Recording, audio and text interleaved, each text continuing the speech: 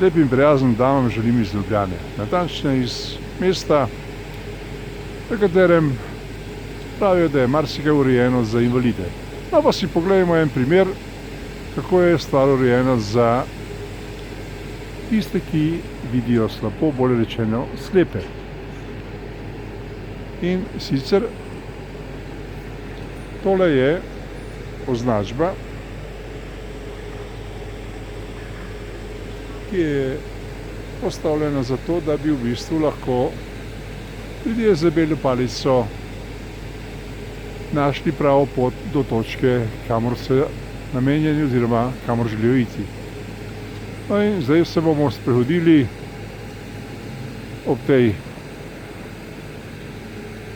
označbi in vam pokazali, kako genialno rešitev so urejevalci te poti uredili za slepe in slabovidne.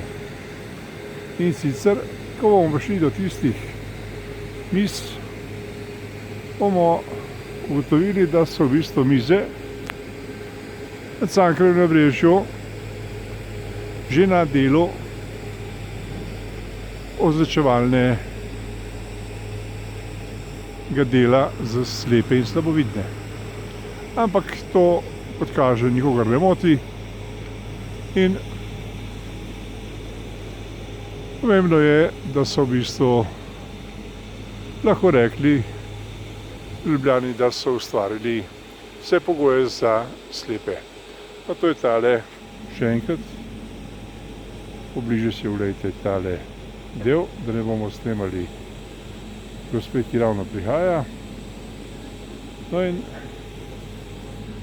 večina ljudi sploh ne ve, da je v bistvu tale del namenjen za slepe, natančno za tiste, ki v bistvu uporabljajo bele palice. No in tu imamo še srečo, da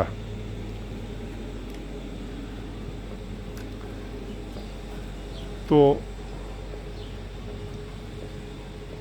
področje ni posejano s stoli in mizami. No, tu pa nekoliko naprej pa boste opazili, da se to stanje seveda tukaj začenja. No, vidite, in zdaj prihaja slep mož ali gospa z belo palico in seveda tukaj naleti na to mizo, tukaj naleti na ta označevalnik prostora. Vidite, tako je to, ko urediš stvari na pol.